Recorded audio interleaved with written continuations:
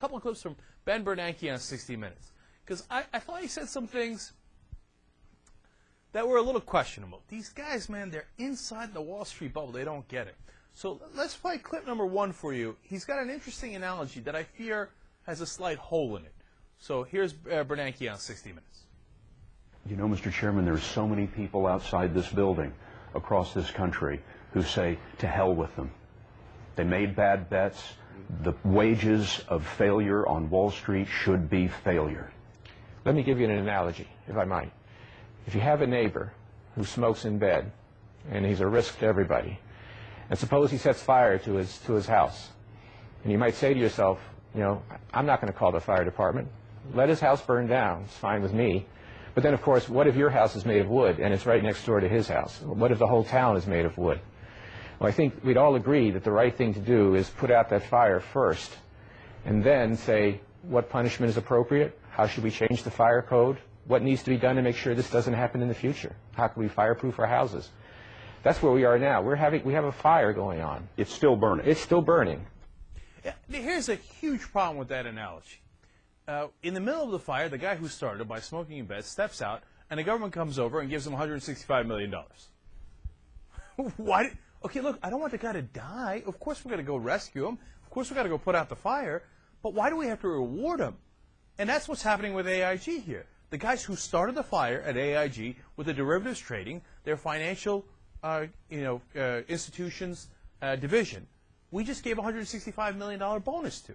And yes, we gave it to them. We own 80% of AIG. It's our money. And so why are we giving the guy who started the fire $165 million in the middle of the fire? That doesn't make any kind of sense.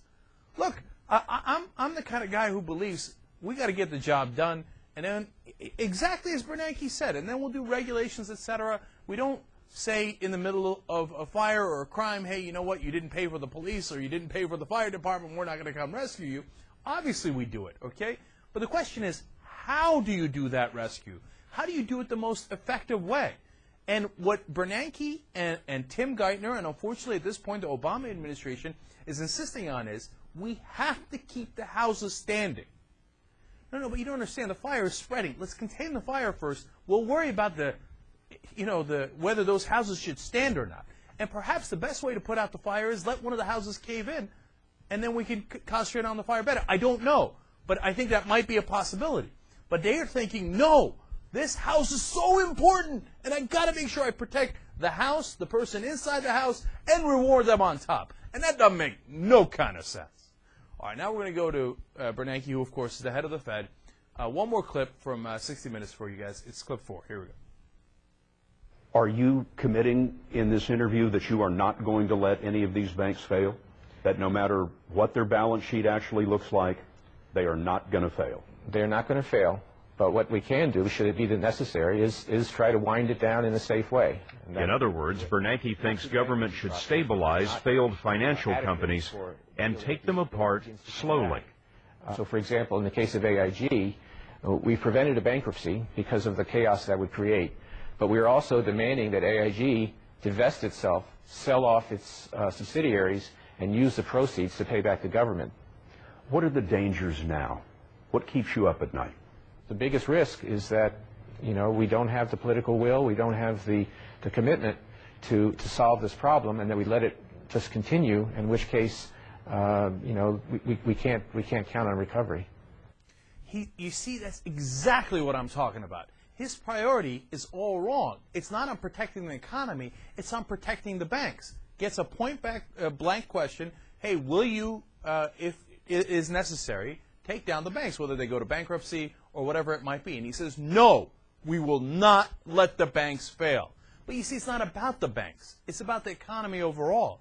And maybe the right answer for the economy is to let some of the banks fail in a controlled way. And it doesn't mean that they go completely out of business. It doesn't mean it jeopardizes anybody's deposit. But if you go to bankruptcy, that way the taxpayer who put the money in has some protections. But he's got the wrong goals and the wrong priorities. And then he says, and his other problem is that he kept the same guys. We look, for example, at AIG. Now, I know we had a new CEO come in. Apparently, he's no better than the old CEO. That's the Liddy guy who says, oh, my hands are tied. I had to give away $450 million in bonuses overall, right? Let alone the 165 million to the worst culprits, the ones that started the fire in the first place in this case. But on top of that, he's saying, but outside of that, I'm going to keep all the other executives. And by the way, why are they keeping Liddy? Because Geithner picked him. So they're invested in this guy. And Geithner apparently, he says, oh, yeah, oh, boy, I berated him. I gave a talking to him. And then what did he do at the end? He gave away the money anyway. So your talking to sucked. Didn't work at all, right? Again, what is the problem? They want to keep the banks, and they want to keep the people in charge of the banks, and in this case the companies as well, because AIG is not a bank, but it's an insurance company with a lot of financial dealings, obviously, and it's protecting a lot of the banks because they insured a lot of the banks. And they think, we got to keep these guys. Because as Liddy, the new CEO of AIG, has said, oh my God, if we don't do this, we won't be able to retain their talent. Some of them, by the way, that got the bonuses already left. So what happened? I thought you needed the money to retain them. They already left the company, and they're still getting millions of dollars. One guy who left the company got over $4 million in bonus. We don't need to protect the bankers. We don't even need to protect the banks. We need to protect the whole financial institution, the institutions overall, the industry, the economy. They have all the wrong priorities, and that is all the difference.